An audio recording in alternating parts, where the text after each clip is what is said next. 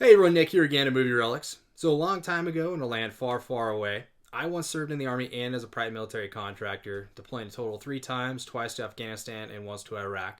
Today I'm going to teach you about a phrase that I still even use in collecting, which is slow is smooth, smooth is fast.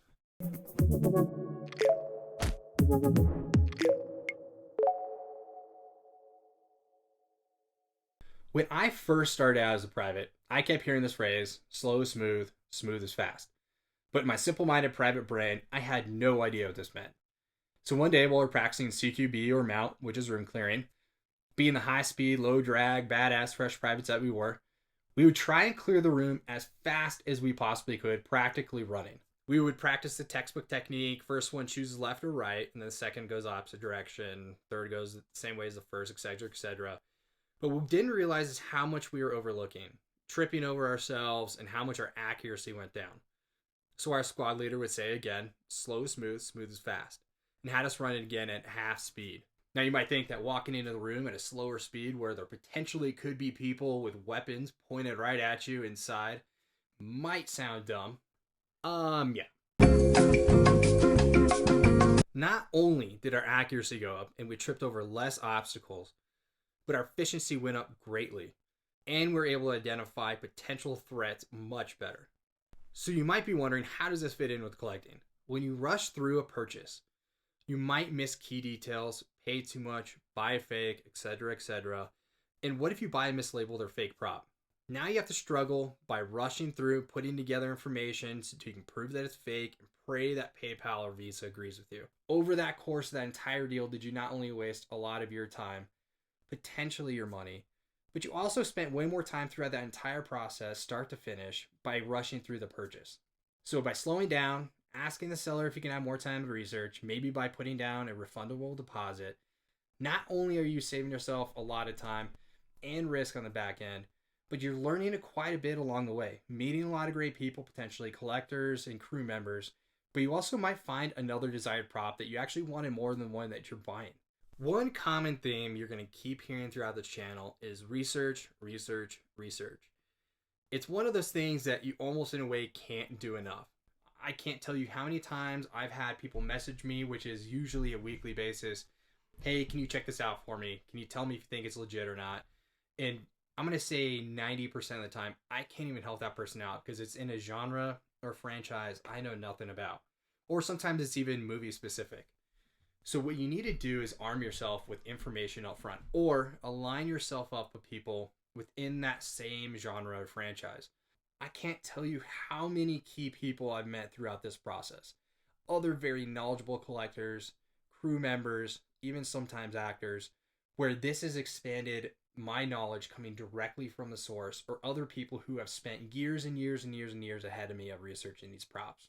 I have also found numerous props throughout this research process. I found props that I thought I would never be able to find. Now, I'd be lying if I also did admit that I've sped through purchases, even as recent as doing the Power Rangers stuff.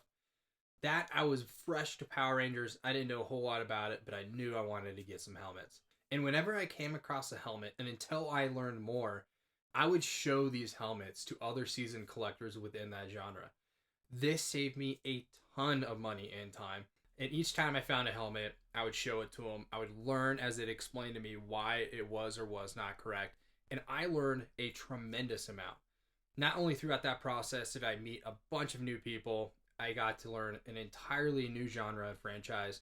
But by the end of it, I have found some of my grails that I wanted since I was a kid. If I didn't do all of that networking and proper due diligence up front, I never would have been introduced to the correct people who ultimately led me to getting that Mighty Morphin Power Ranger movie Red Ranger helmet. That was something that happened over time with the network that I established, the people I got to know, and eventually that was offered to me on the side. Throughout that process, I got to meet several crew members as well as other collectors, gained some friends out of it, gained a ton of knowledge, learned who to buy from, who not to buy from, what to look out for, what to buy, what not to buy. And not only that, I learned so much about that Power Ranger franchise, especially the helmets. Now, do I consider myself an expert in those helmets? No way. I do know quite a bit though, and a fake does stand out to me much better now, but I still go to those same people. Another great example is when I was going after a 1986 alien xenomorph head, like the one you see up there, and I knew this was going to be a daunting task. I knew it was going to be expensive and that there's going to be a lot of people after this. I know quite a bit. I learned a lot from Harry Harris on that, but I would still go to him to verify something that, especially with the amount of money that those cost, I would go to him with anything xenomorph and say, hey, does this look correct to you? In a later video, I'll be going into how I researched this, how I came to find it, and everything I learned along the way. But essentially, having that knowledge up front, I have been able to do my due diligence on aliens props up front, get to the point where I'm beyond that 50-50 mark where it's either, original or a replica. And if to the point where some of them, I quickly vet them out. I quickly say, no, I'm good. I don't want that, or I don't feel comfortable enough for it. Even to this day, I will still go to people before I buy an item and ask them what they think. Usually people that are experts within that franchise own a similar or like prop, and I will ask them to look at it. Even if I'm 100% confident it's good to go, I will still have them look at it. This extra set of eyes sometimes will get through that funnel or that filter that you're looking.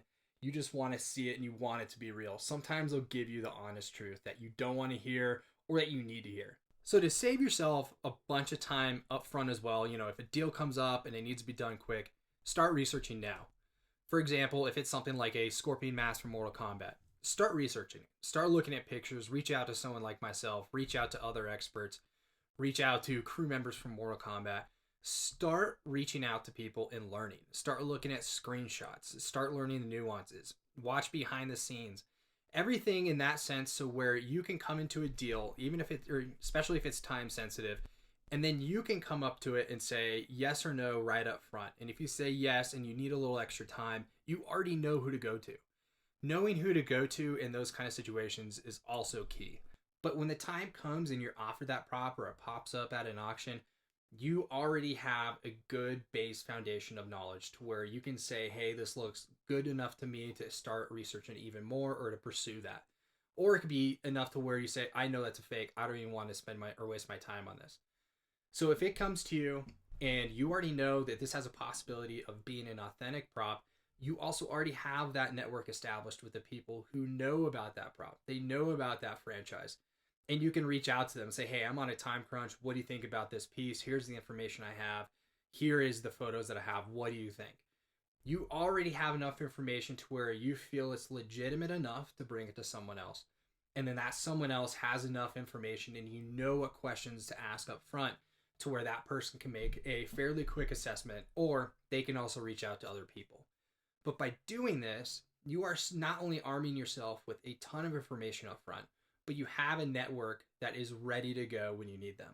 Now, in later videos in this channel, I will be going more in depth on how to reach out to crew members, actors, whoever it may be, as well as how to research props. But for today, right now, just start researching. Find movie stills and screenshots of the prop that you want. Start reaching out to people who have those props and just learn. Pick their brains, ask a bunch of questions. They are more than willing to help. I can promise you that. Collectors love meeting other collectors. And if you find the prop that you want along the way of doing your research and they're not ready to sell yet, just start asking questions. Ask to see some pictures. Find out what they know about it. Sometimes this also could save you a lot of headache as well, because if they know absolutely nothing about that prop, how do you know it's legitimate? Just because it has a certificate of authenticity doesn't make it authentic. You got to remember that those certificates were written by a person. And how do you know how much that person knew? Sometimes they just go by information that they were given and they don't even know themselves. There's no way every prop dealer out there is knowledgeable in every movie, in every genre, every variation, stunt, hero, backup, whatever it could be. You need to do your own research up front.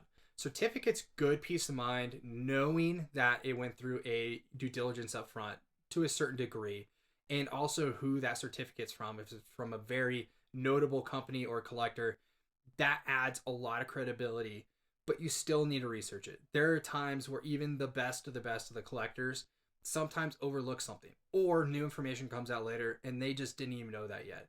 So if you rush into a prop sale and you buy a prop that has a certificate and then after the fact you find out that it's not legitimate, you are now having to play catch up. Or if you find out too far down the line where PayPal will no longer reimburse you, you're now kind of stuck into a situation hoping that person will refund you. Hope you guys learned something from this video. Remember, slow is smooth, smooth is fast.